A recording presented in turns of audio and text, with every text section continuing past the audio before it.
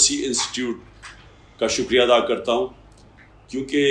اس ملک کی ایک بہت اہم وقت پہ، ایک فیصلہ کن وقت پہ انہوں نے یہ سیمینار کیا،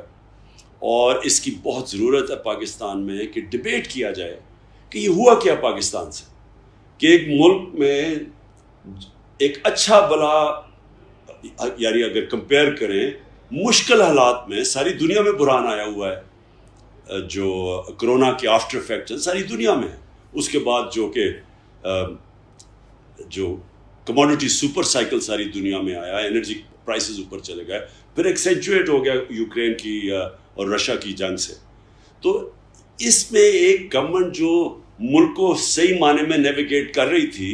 اور وہ ساری چیز کنفرم ہوتی ہے اکنامک سروے آف پاکستان میں۔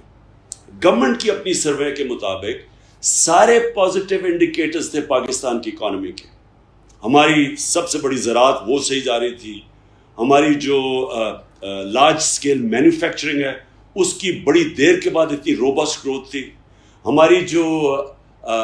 گروتھ ریٹ تھی وہ 6% پہ تھی، 2 کنزیکٹیو سال میں 5.6 اور 6% گروتھ ریٹ، یہ صرف 17 سال کے بعد پاکستان میں ہوا۔ یعنی ان چیلنجز کے باوجود پاکستان ایک صحیح راستے پہ جا رہا تھا، اس کی سروسز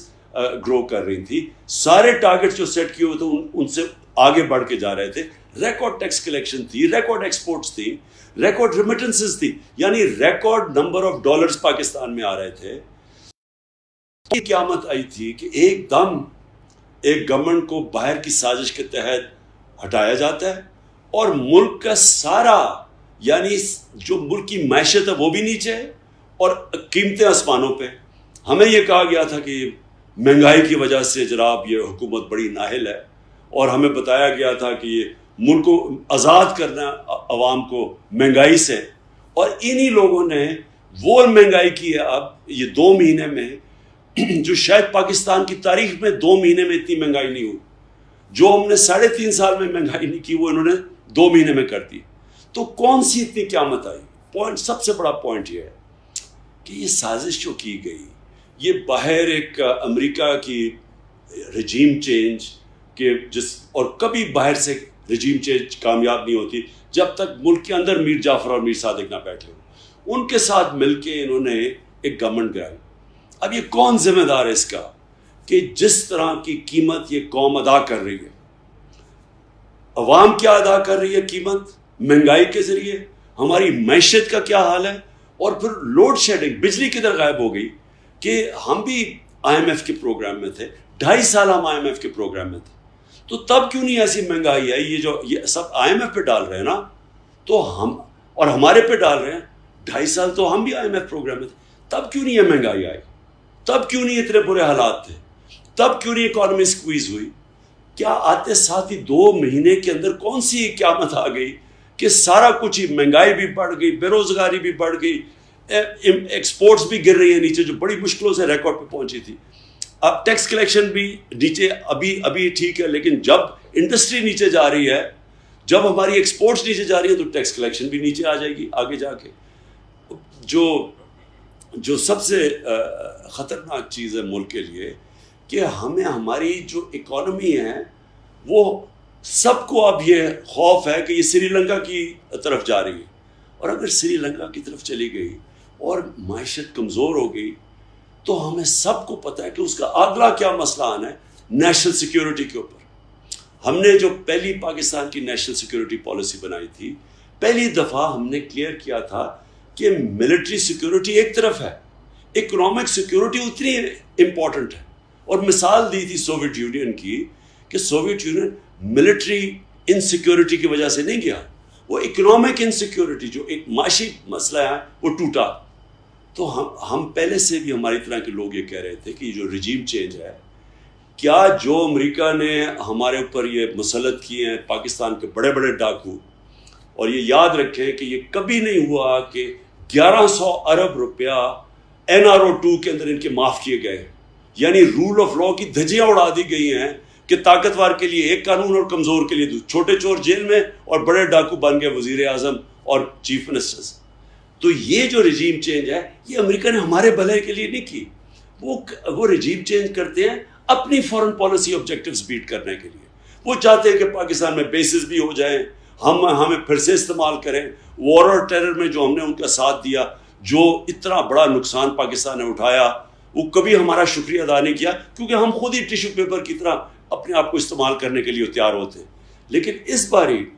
وہ پھر سے چاہ رہے ہیں کہ پاکستان کو یہاں بیسز بھی ہو, یا وہ یہ چاہ رہے ہیں کہ ہم ان کی فورن پالیسی یعنی روس سے, مسئلہ آپ کا روس کے ساتھ ہے لیکن ہم اس کی قیمت ادا کریں کہ نہیں ہم سستا تیل نہیں بگوا سکتے. ہندوستان کر سکتا ہے, ہم نہیں کر سکتے. غلام وہ اپنے لیے استعمال کرنا چاہتے ہیں. کیا ہمارے ملک کے اندر لوگوں کو خوف نہیں ہے کہ کیا انہوں نے اس ملک میں رہنا ہے؟ کیا جن لوگوں کے پاس اختیارات ہیں, جو نیوٹرلز ہیں ہمارے, جو کہتے ہیں کہ جی ہم اب پیچھے ہٹ کے نیوٹرل ہو گئے, کیا یہ ان کا پاکستان نہیں ہے؟ کیا اگر یہ معیشت نیچے جائے گی تو کیا ان کو نقصان نہیں ہوگا؟ جو لوگ جن کا جینا مرنا پاکستان میں ہے, کیا وہ لوگوں کو فکر نہیں کرنی چاہیے؟ اور سب سے بڑی بات یہ ہے کہ جن لوگوں کو ہم نے مسلط کیا ہے, کیا ان کا انٹرسٹ ہے پاکستان میں؟ کتنا ان کا انٹرسٹ ہے پاکستان میں؟ اگر ان کا انٹرسٹ پاکستان میں ہوتا تو وہ ہر وقت جب بھی ان کے اوپر کوئی کرپشن کیس ہو تو باہر نہ بھاگ جاتے. ہر وقت باہر بھاگتے ہیں, NRO لے کے واپس آ جاتے ہیں, پھر جب کرپشن کیس پھر باہر بھاگ جاتے ہیں. اب یہ پھر واپس آنے کی سوچ رہے ہیں صرف اس لیے کہ انہوں نے اپنے آپ کو NRO دلوا دیا. کیا یہ ہے پاکستان کا انٹرسٹ؟ اور اگر ہم یہ سمجھ رہے ہیں کہ ہمارا انٹرسٹ ان چوروں کے ساتھ ہے تو اس کا کوئی مستقبل نہیں. میں اس لیے آخر میں یہ بات کرنا چاہتا ہوں کہ دیکھیں, یہ جو رجیم چینج ہے, یہ عمران خان کو کوئی میرا نفع نقصان کیا ہے, لیکن پاکستان کو بہت نقصان ہے اس کا. اور جو باہر کی جنہوں نے کیا ہے وہ اپنے لیے استعمال کریں گے ہمیں,